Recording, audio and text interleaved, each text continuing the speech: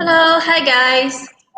Welcome and thank you for joining us in today's presentation, Legal Options and Responsibilities for Employers During COVID-19. My name is Elizabeth. I'm from Enterprise Asia. Okay, before we begin, I would just like to pop a question to the audience. Can you answer, are you a business owner, employee, or student? So can you please key in your answers into the Facebook so we can actually have a good sense of who you are. Can we just use a moment to do that?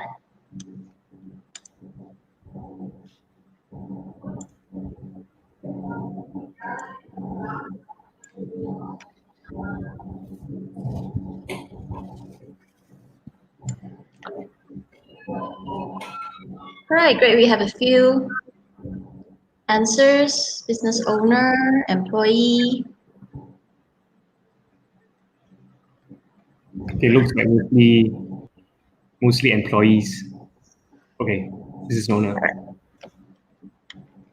Okay, great. Okay. All right. Thank you for taking the time out and joining us here today in our Room to Infinity series, which is an initiative run by Enterprise Asia Center for Entrepreneurship, which is also a joint collaboration between Enterprise Asia and Help University. Just let me briefly give a brief introduction to all of the partners here. Enterprise Asia is a leading non-governmental organization in pursuit of creating an Asia that is rich in entrepreneurship as an engine towards sustainable and progressive economic and social development.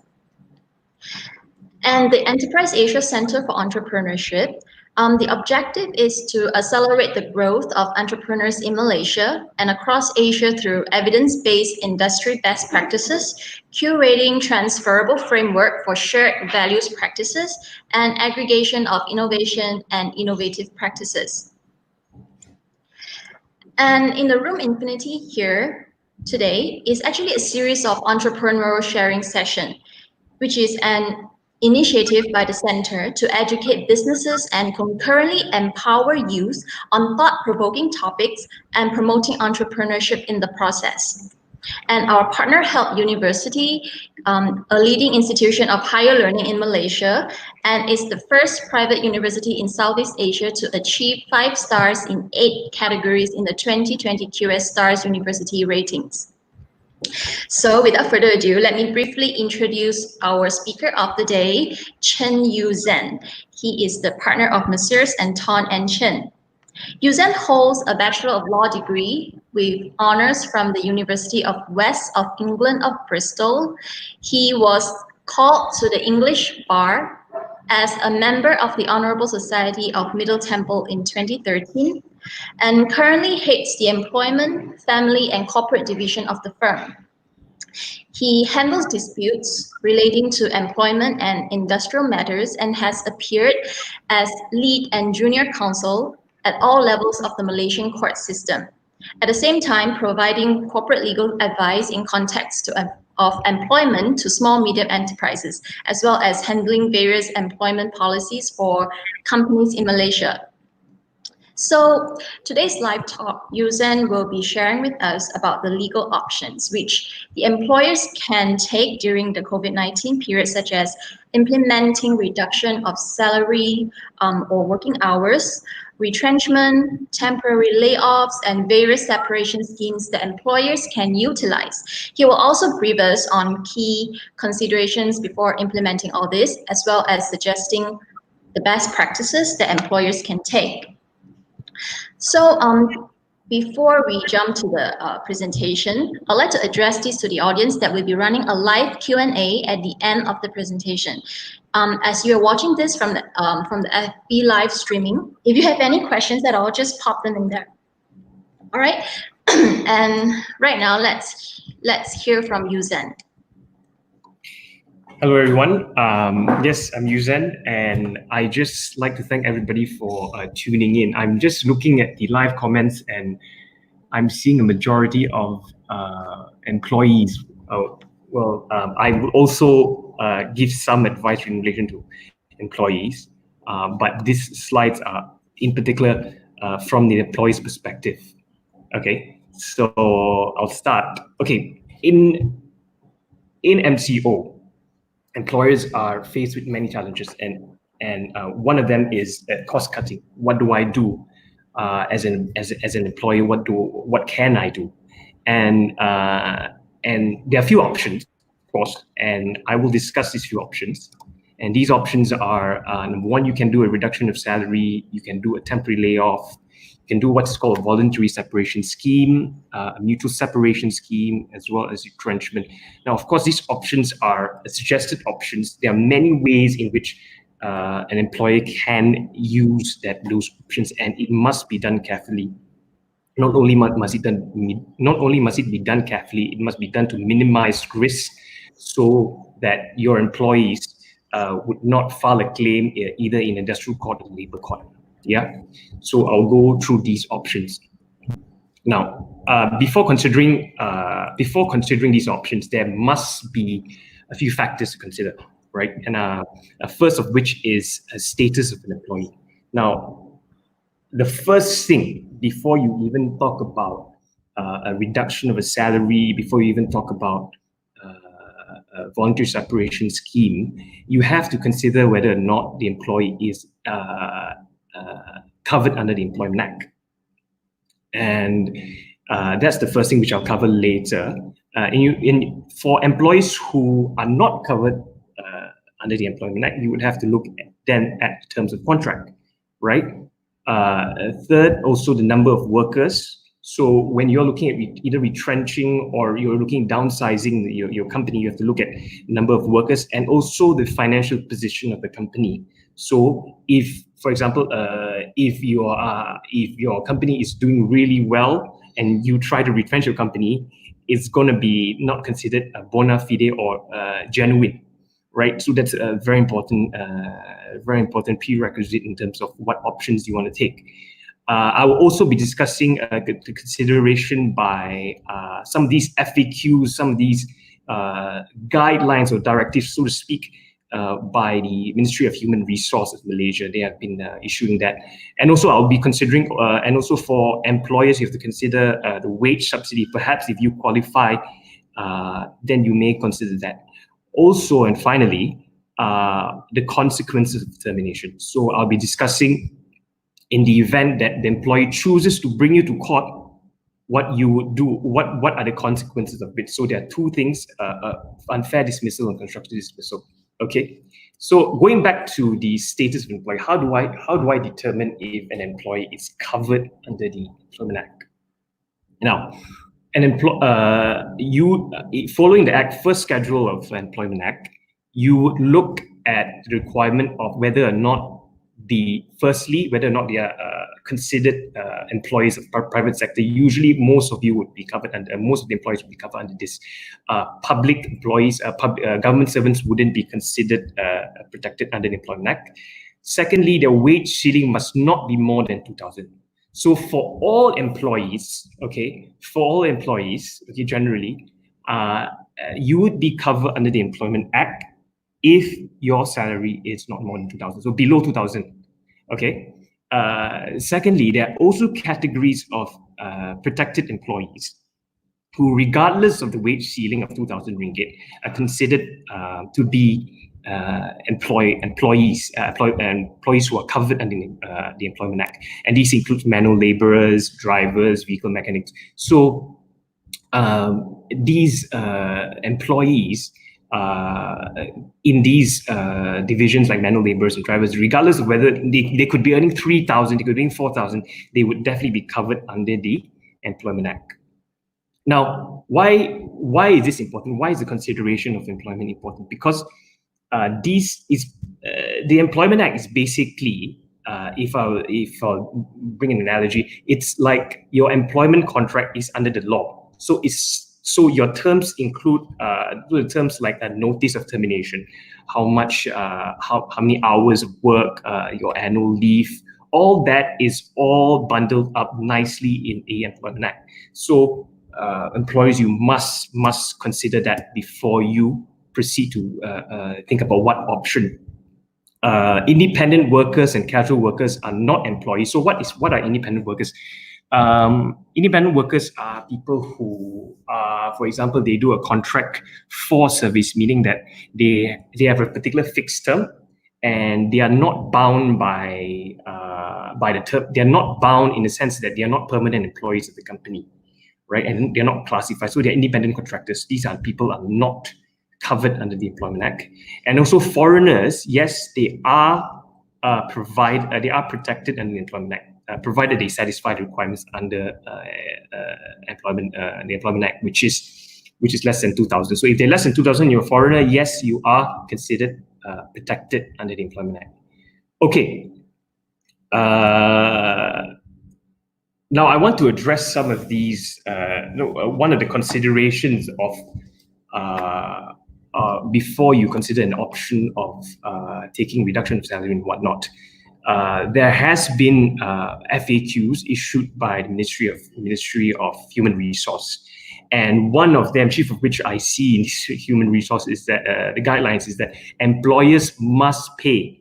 The word is wajib untuk membayar. They have to pay the employees during this MCO. Now, while I understand these guidelines are just are issued by the Ministry of Human Resources, it is not law. So when it is not law, it is not legally binding.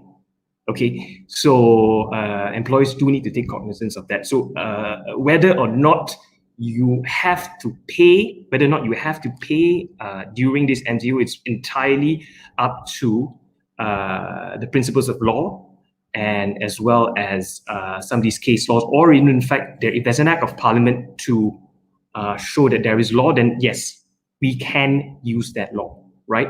The other, for example, the MCO has a law, and that's the prevention. The law is gazetted in the law is gazetted, and these laws are applicable to everybody, right? And those the MCO laws are an act of parliament which carries consequences. So if you breach a guideline, if you do not follow the guideline, it would be the consequences wouldn't be as severe as for example, a breach of an MCO. So of course, one of the few things that the MCO the MCO law has been imposed is that we cannot go out. These things have a force in law, right? So employers must take into account this factor, right? Okay, there's also the wage subsidy by the government. Now, these wage subsidies are a consideration, because if you want to implement, for example, a wage subsidy, a reduction of salary, you want to reduce your salary from, for example, the employee is earning 3,500, right? And you want to reduce their salary from 3,500 to 3,000, let's say, and a wage subsidy can be a consideration for an employer to utilize, so that, for example, if you're a company with 75 workers or less, you're entitled to a subsidy of 1,200. So every employee gets 1,200. So in the situation that I've given, 3,500 ringgit, you want to reduce to 3,000. So you would have 1,000 ringgit, 1,200 ringgit as wage subsidy, and the remaining balance would then be paid by you. So this is a very good government initiative by the government to help employers. So some of you employers out there, I think you should really consider this package, okay? But of course, these are subjected to a few requirements. For employees, the wages must be less than 4,000 ringgit, right? And your employer and employee must have been contributing to Pekeso. So if you're an employee and you haven't been contributing to Pekeso, you are not entitled to this wage subsidy, and it is only applicable for employees who are wages 4,000 and below. Okay, you must Also, I want to highlight one of the requirements by PEGESO is that they must be able to demonstrate a revenue of at least 50% drop in revenue of 50% from January 2020 compared to the following months. This is not applicable for employees who have 75 workers or less. So I would say this is a pretty well thought out package, and one of these, if you're an employer, please do consider this. Yeah. Okay. Now to understand also what are the consequences of when I talk about risk, I talk about what happens when an employee files a claim at the industrial court. Now, there are generally two types of dismissal, and one of it is unfair dismissal, an express one, or an implied unfair dismissal, which would then be termed as a constructive dismissal. What's the difference? And an unfair dismissal is in a situation where, for example, you retrench your worker, you retrench your employee, you say that, okay, I'm going to give you a 1 month's notice, okay, and I will give you a severance package of possibly 10 days. And the employee will say, okay, thank you very much, this is your termination letter, and I'll bring to court, I will then claim unfair dismissal. For constructive dismissal, it's slightly different. It's an implied dismissal. For example, if you're an employee, your employer asks you, your boss asks you to reduce. They said, okay, John, your salary is 3,000. I would want to reduce it to 2,500. Let's say you feel that is unfair. What you can do is you then resign, and then you then claim a constructive dismissal. So this is a form of implied dismissal. Okay, now as to Section 20 of Industrial Relations Act, an employee can claim unfair dismissal via Section 20 of the Industrial Relations Act. So this is the provision in law that an employee can use to claim unfair dismissal. And to paraphrase this section, it says any workman, there's a typo there, any workman who feels that he's been unfairly dismissed without just cause or excuse by his employer may lodge a representation to the Director General of Industrial Relations within 60 days from his termination, right? And by lodging this representation, the employee is seeking for reinstatement to his former employment with the employer. Now, a lot of my clients come to me. They said, "Zen, can I go to court and claim compensation?" It doesn't work like that. You are claiming for reinstatement. You are claiming for pemulihan kerja. So, as an employee, you would have to once you have been terminated, okay, take the letter. From 60 days, you have to take that letter. You have to go to the industrial court, and then you can claim. You have to claim reinstatement, right? And okay, so then some people ask me, then why do some of my friends get terminated and they do get some compensation? Now the court, okay, what happens is when you file an unfair dismissal claim, what happens is that because you're claiming for reinstatement pemulihan kerja, and if your case is dragged out for say 1 year, right, 12 months, the court would still consider that you are claiming for your job back. So take an example. John, he has a salary of 10,000 ringgit, right? And he has been dismissed on the 1st of April. Yeah, 1st of April. Then he lodges the complaint 30 days from 1st of April. And what he would do is then he would go to court and he will go through all the process like reconciliation and whatnot. And then he will finally go to the hearing. Yeah. And after the hearing, after a year of hearing, or let's say 12 months, at the end, for the purpose of calculation, he would get back wages in the event he's deemed to be unfairly dismissed by an industrial court. So, for example, the court is saying, okay, because you have gone through this hearing and you are unfairly dismissed, I'm claiming for wages which you are entitled for the past 12 months. So 12 months times 10, that would be 120,000, or you're looking at 120,000 of back wages. And also the court might award compensation in lieu of reinstatement. What that means? That means that the court is saying, okay, it is not feasible now for you to be reinstated. Okay, and then they would then calculate the compensation based on 1 month, 1 year. Okay, so for example, the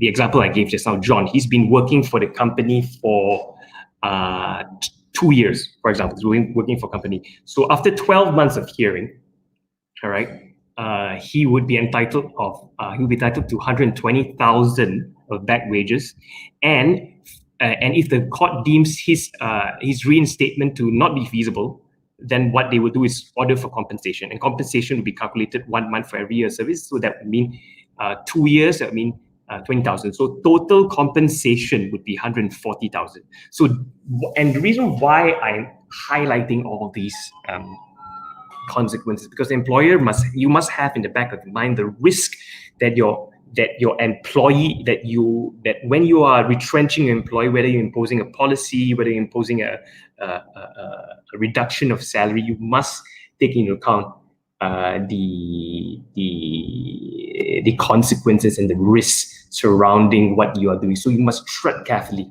That's what I'm basically saying. You have to tread carefully in terms of your options. Okay.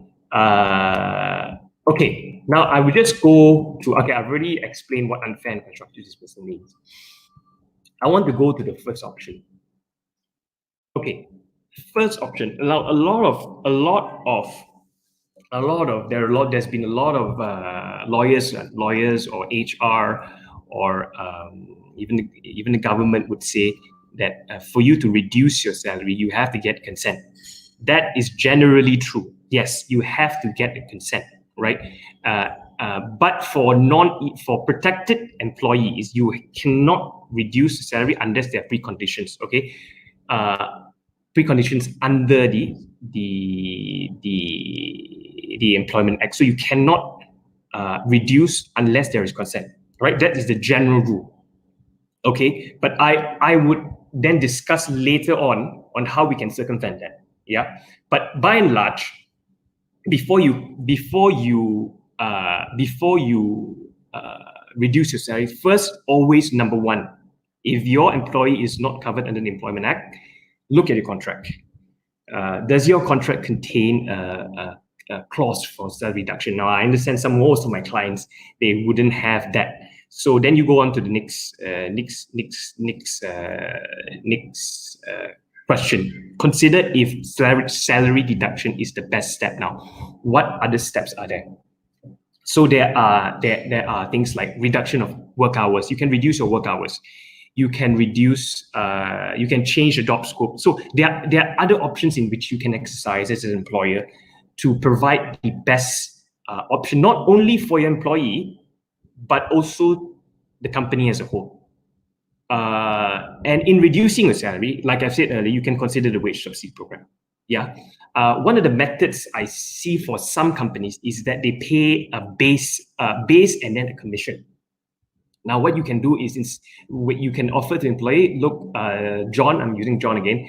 John, your salary is 4,000 ringgit. For example, your commission is 10%. Now, what I can do is if I can quantify the performance, the commission, yeah, in their performance percentage can be quantified. For example, if you bring in a certain numbers of sales, okay, I will increase your commission, right? I would increase. So if that is quantifiable, what I would suggest for some of the employers out there is to reduce the basic salary and then increase the percentage of commission, right? That would be one of the ways that you can do. But again, it comes back to consent. Always remember, consent is the key word here. sit down, discuss with employees, talk about, explain to them why you are doing this. Very important, very important. Okay. I've said that if a salary reduction is unavoidable, apply salary reduction across the board. Try not your best not to pick and choose which employee not to. Okay, for example, you have a pool of 100 employees, right? You have a pool of 100 employees. Now, 70 of them accepts the 100 employees. You only apply deduction for only a very small percentage. Let's say probably 20%, and the others, the other 80% of your workforce, you did not do a salary reduction. The court might look at this as unfair. Now, to be safe, and I always advise some of my clients, do the salary reduction across the board, right? So that this would be considered fair. So, for example, 100 employees, you propose a salary reduction, and 80 of those employees accept the salary reduction, and 20%. Now, some lawyers may disagree with me on this, but I'm going to take the bold move to say you can, for the remaining balance, you might be able to impose the salary deduction unilaterally. Of course, the law is very fragile on this.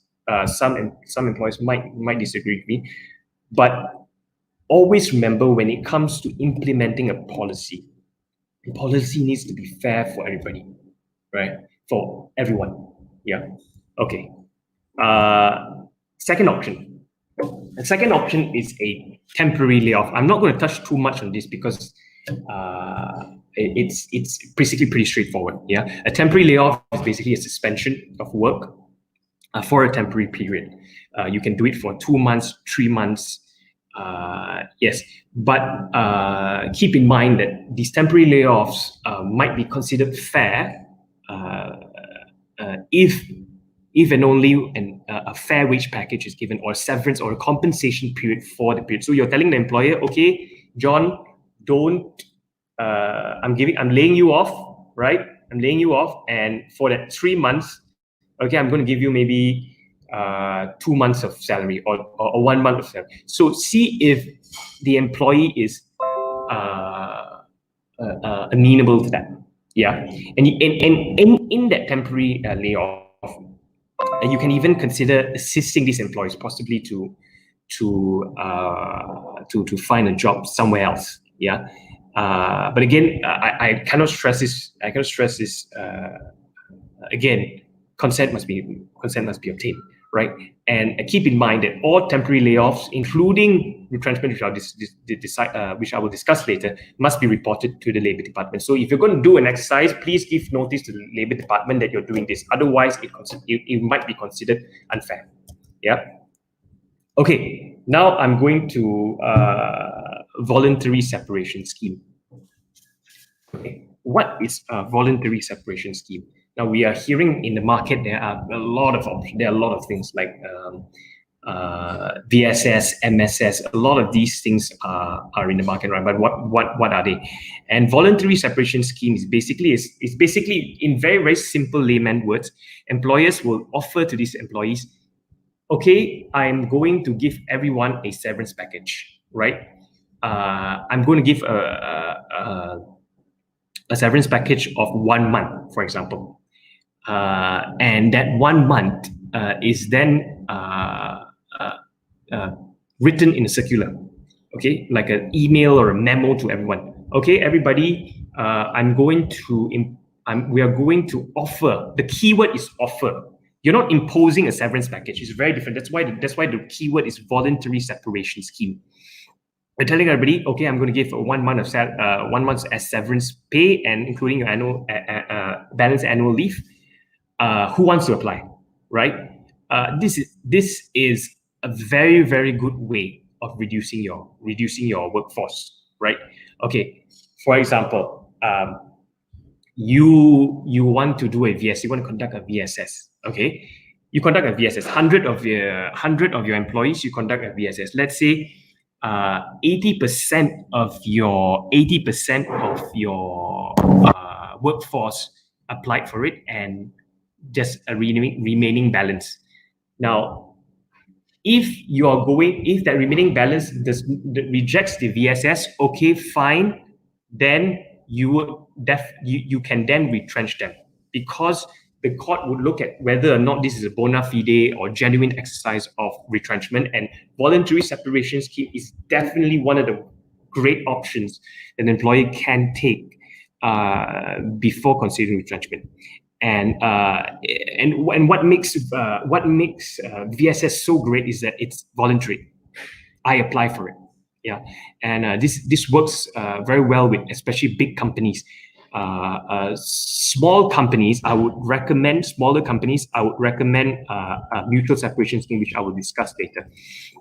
Now, what this option? What would a typical VSS contain? What are the characteristics, right? What are the elements?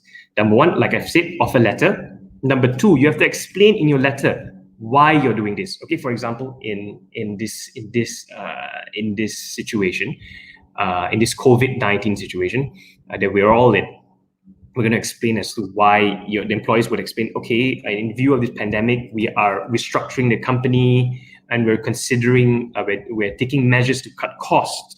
Okay, provide a justification, and then attach to that offer letter an application form. So this application form represents their voluntariness, as in you can apply for it, right? So that would be good for the VSS, okay? And then you would then, in that application form, give a deadline. Now, I've always advised my clients or some of these employees, give a very short don't give such a long deadline. You give 3 months. The employee is going to think. The employee is going to take their time to think, and then this totally decreases overall productivity. So my suggested deadline is probably 1 to 2 weeks, or maybe 1 week. Yeah, and also give, of course, state out the benefits which are being offered. Okay, now VSS, what you need to do in order for a VSS to be successful. Number one, never ever again pressure your employees to apply. So if your VSS says you better take this VSS, okay, you better take this VSS or I'm going to fire you. Okay, that is pressuring. But if it all really depends on how you explain it to them, right? I would always recommend face-to-face. And now, of course, we can't do face-to-face. My suggestion would be probably do it over a Zoom meeting or a Hangout, and you sit down, you explain to them, look, company is now doing a VSS. Okay, company now is doing the VSS, and what we can offer as a VSS is this, right? And if you're not going to take this, I have no choice. But the retrenchment benefits may be lesser, right? And that in that way, it wouldn't be construed so much as force. So always remember, coercion is always, you deal in absolutes. It's either A or B, right? So it's very important how you engage your employees. You must keep an open mind, right? Okay, and I've covered that. Deadline should be short, yes. Avoid lengthy periods. And yes, and if they find that they're cornered to a position where they can, especially when they record these conversations, yeah, I've done cases where employees actually record, or employers actually record the conversations without the consent, and that in itself that can be admissible in court, yeah, in industrial court at least. And these are evidences, or these are evidence that can show that the employee has resigned, not voluntarily. They are forced to resign. yeah, because of a certain package that they're supposed to take. Yes. Okay. The other thing I like to recommend for some of you employees out there is to number one, of course, ensure that the VSS is clearly drafted. So the elements that I spoke about, a clear definition of why, a clear justification of why you're doing this VSS, a clear justification of how much you're offering, an application form. All these are very important. Okay. Secondly, the VSS must be attractive to employees. If you're gonna offer them a VSS, don't offer them 2 days salary. Don't offer them 3 days salary. Look, as a guy, I would always advise employers look at the termination, look at the clause, look at the employment contract, look at the termination clause. If the termination clause provides for 1 month, then you can start with 1 month, right? So that'd be great. But VSS, the difference between this and a mutual separation scheme is that VSS is something which you give out to everyone. You send it out to all your employees and say, this is my package. You want to apply? Okay, come to me, right? This is very different from a separation package. This is a very different separation package where negotiations and meetings will be held more in order to actually ascertain what is the best option for the employees, right? Okay, now I'm going to mutual separation scheme. When you do a mutual separation scheme, this is one of the considerations that you can take. Let's say you have 30 employees, right?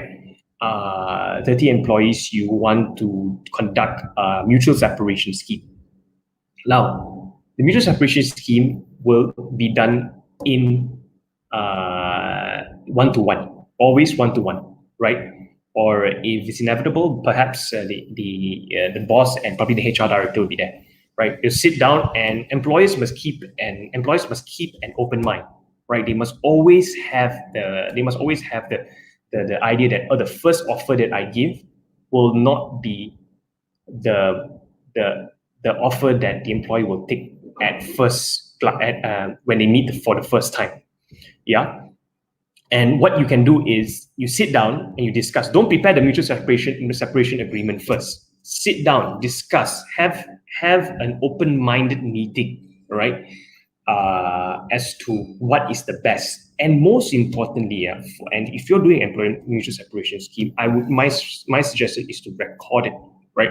Record the conversation, because this would show that the separation scheme is not accepted under duress or coercion, right? Because if the mutual separation scheme is in any way accepted under coercion, it can be challenged. So, for example, if John is being asked, John every time, so John is being asked for a mutual separation scheme, the employee proposed to him, he says, okay, I accept it.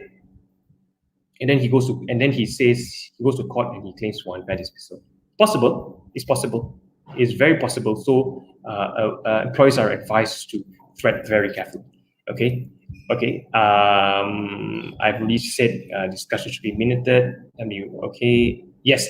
The other thing I need to emphasize for mutual separation scheme is that you must also give your employees sufficient time. So don't propose like, okay, I want to do a mutual separation scheme. Sit down, tell them, okay, today I'm going to propose 1 month salary for a severance, and then you say, okay, you have until 5 p.m. today to accept.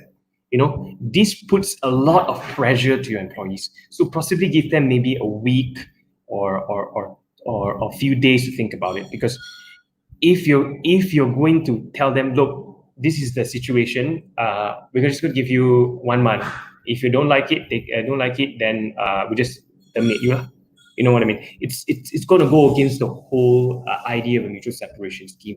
The whole idea is to have a negotiation and a voluntariness, an open-mindedness to this whole scheme, and this is one of the very good ways to reduce your workforce. Yeah. Okay.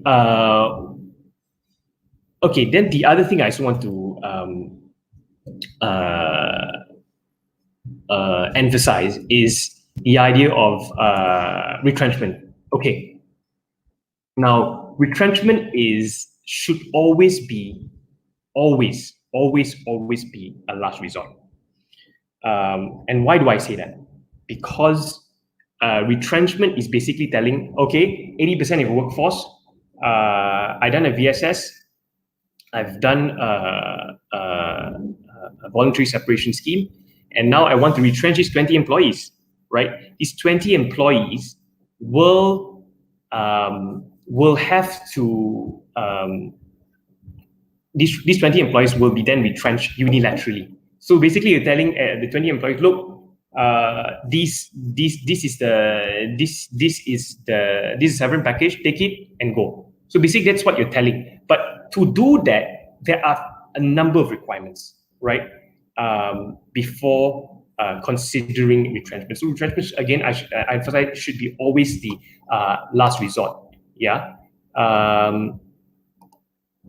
Okay, I'm told that I need to wrap up in the next 5 minutes. Okay, I'm sorry.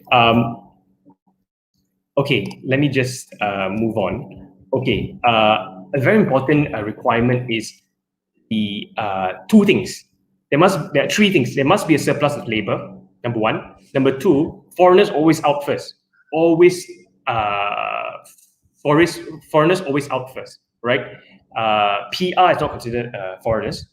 Last in, first out principle. Last in, first out principle is a situation where the most junior employees must be out first. So when you're considering a retrenchment, please look at your workforce as a whole. Please look at what are the options you can take.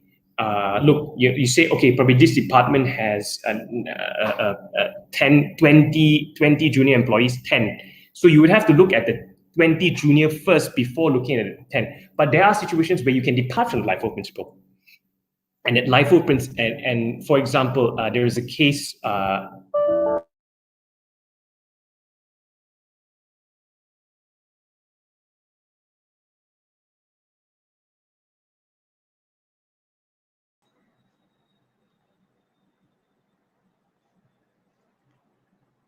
Sorry guys, we are experiencing a little technical difficulties. Please do stay on with us, and also if you have more questions, you can post it on the Facebook, and we will try our best to answer.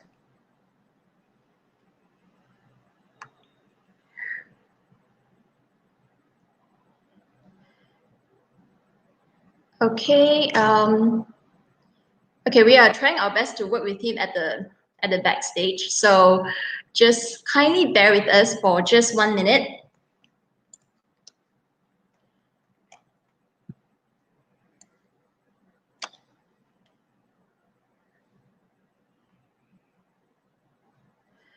Okay.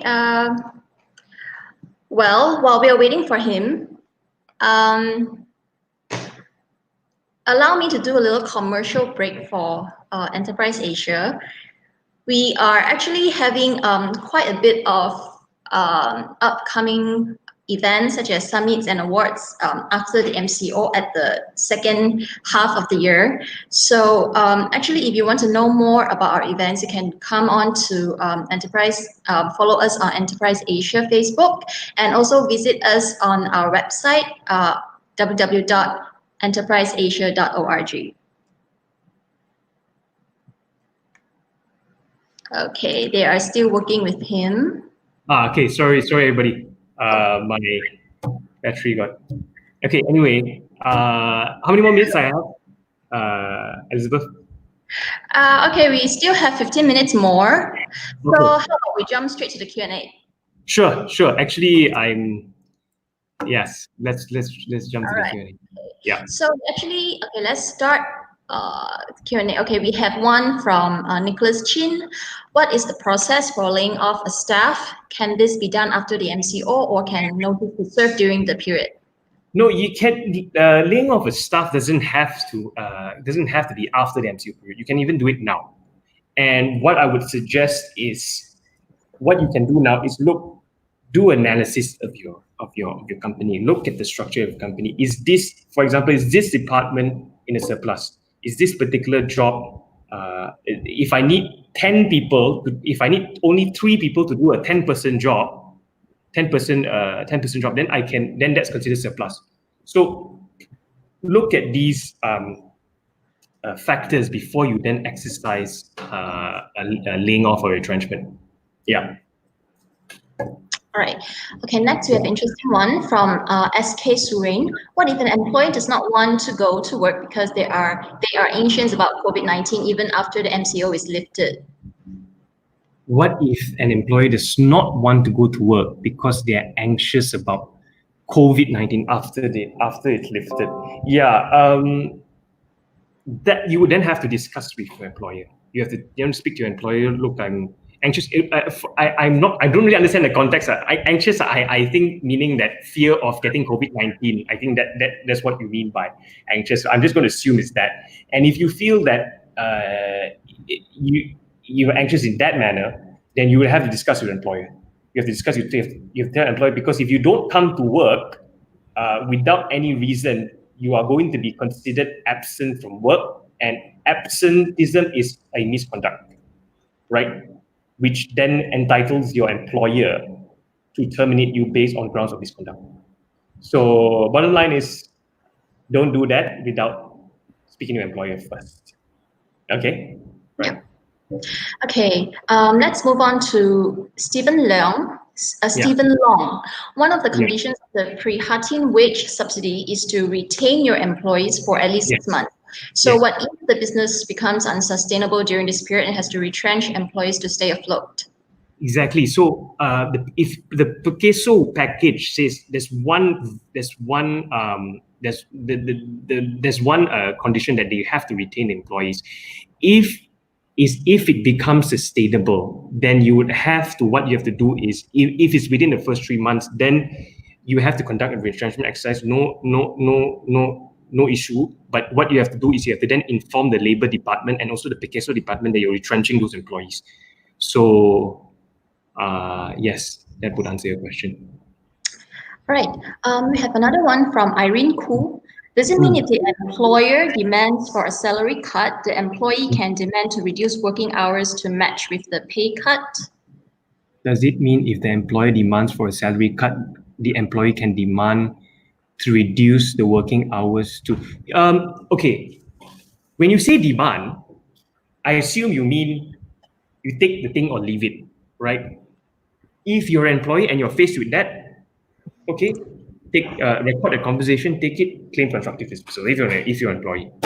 Now, of course, if you're going to say the employee can cut and demand, yes, they can. Of course, they can, because that would be outside the ambit of contract. Because if your contract does not have any clause to say that you are your salary can be deducted, then you have the leverage there. Always remember, when it comes to a reduction of salary, always remember that as an employee, if the contract does not contain a reduction of salary clause, then you're on a high footing first, right?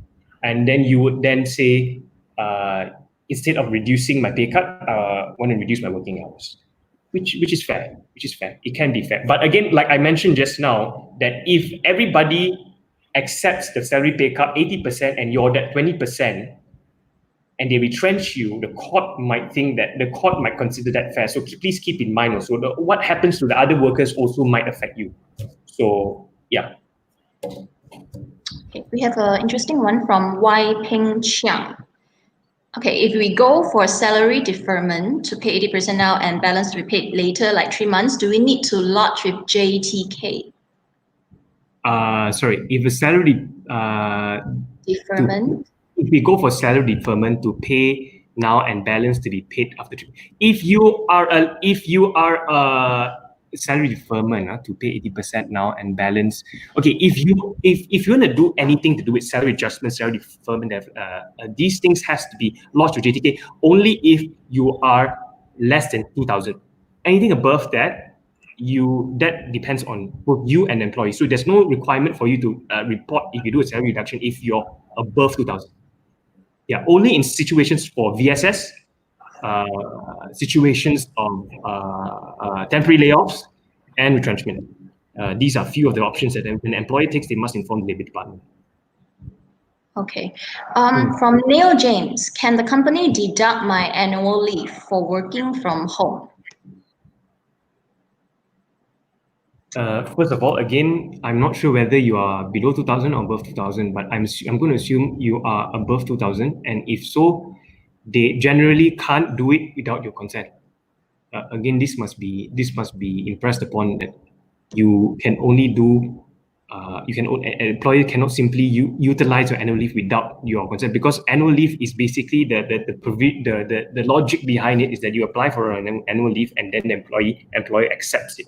The employer cannot say, no, you take leave, and then they force you to take it, and then it's not feasible at all. It'll be considered unfair. Yeah. Okay. Actually, there's one from Darshini.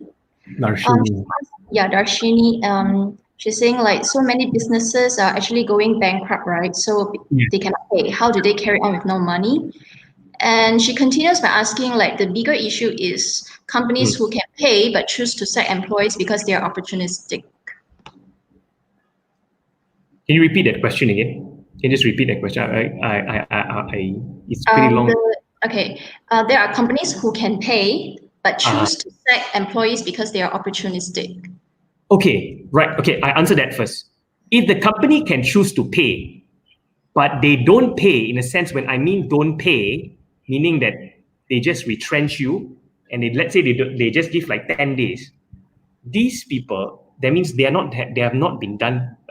They are not doing the retrenchment exercise in a genuine way, right?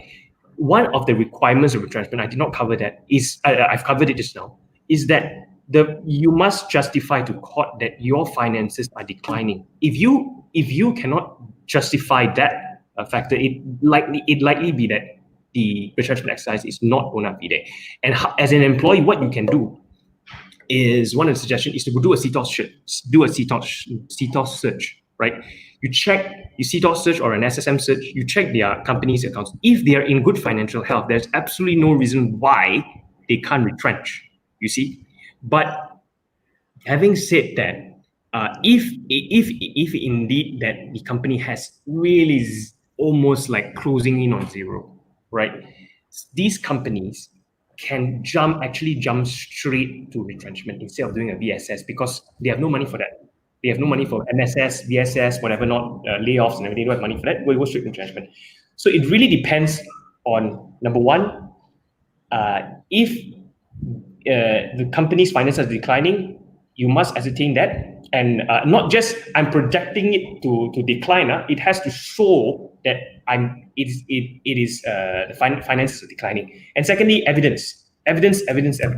You can say a lot of things, but when you bring to court, you're saying you're not coming up with your financial statements or audited statements. It's going to be very hard for you to prove that you are indeed of negative financial health.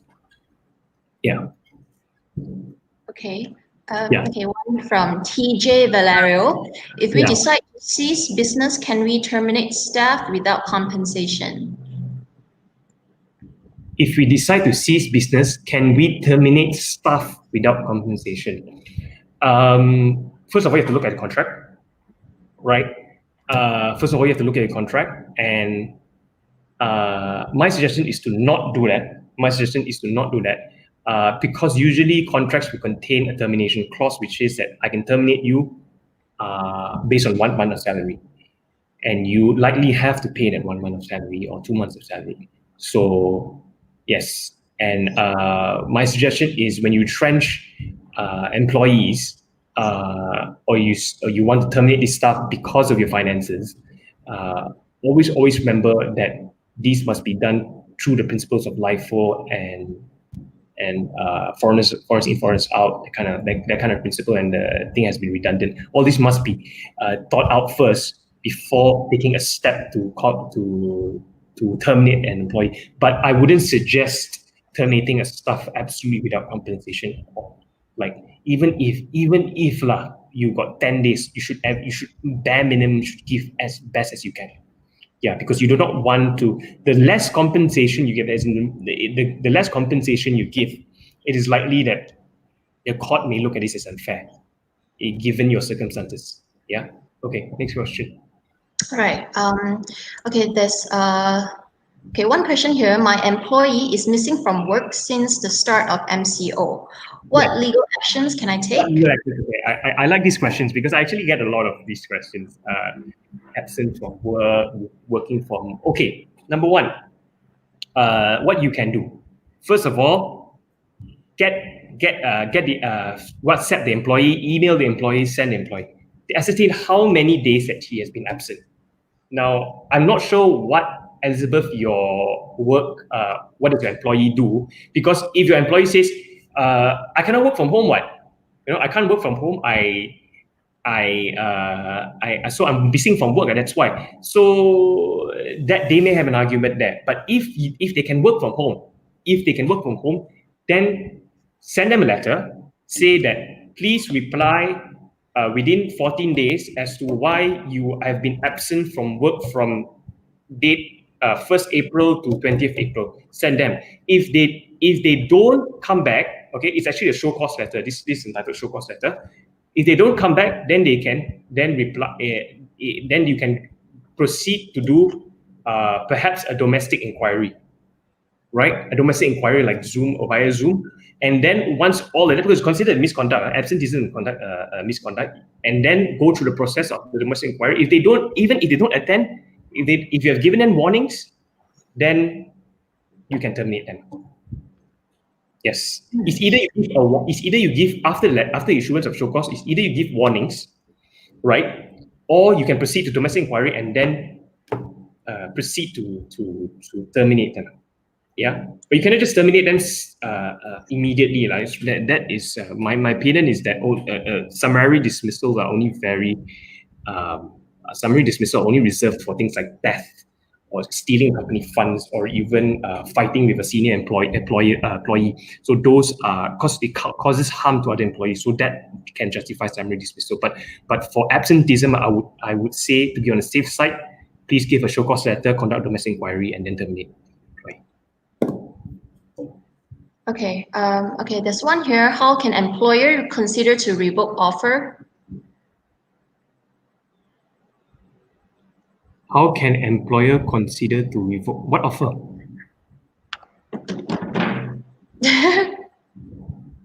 What offer? I'm thinking offer of VSS. Offer of you can if it's VSS or MSS, if that's what you're talking about, then yes, you can. And after, let's say if you give a VSS, you can, before the conclusion of the VSS, you can revoke it. Yes, possible. And if you do that, please send it to an email or a Zoom or a WhatsApp conversation to our employees. Yeah. I'm not sure, Justin. I'm so sorry I can't answer you, but if you can provide a bit more context to your question, I'm able to answer it. Yeah. All right.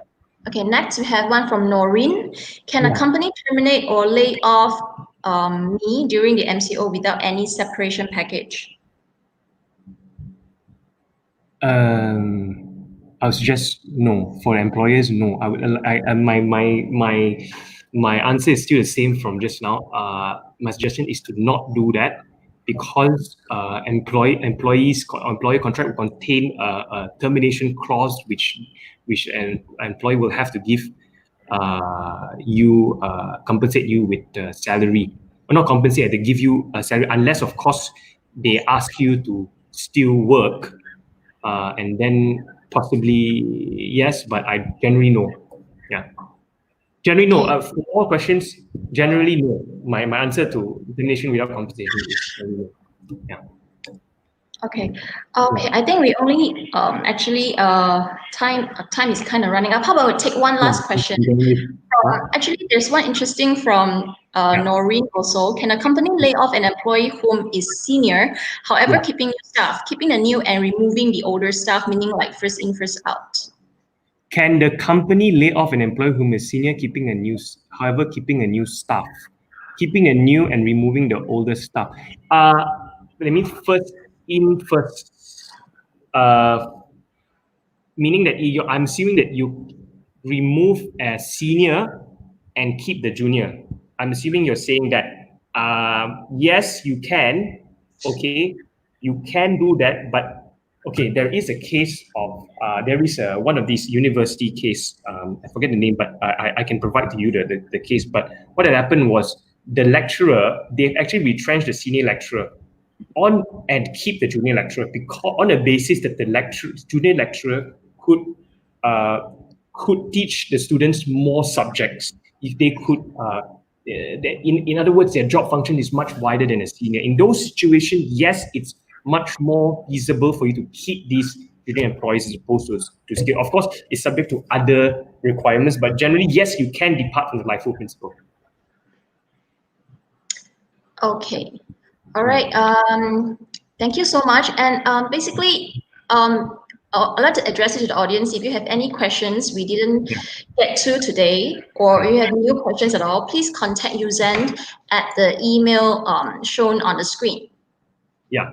All right, if you have any more questions and inquiries. So this video will still be available on the Enterprise Asia Facebook page. To mention again, if you want to know more about Enterprise Asia, please do visit our website at www.enterpriseasia.org.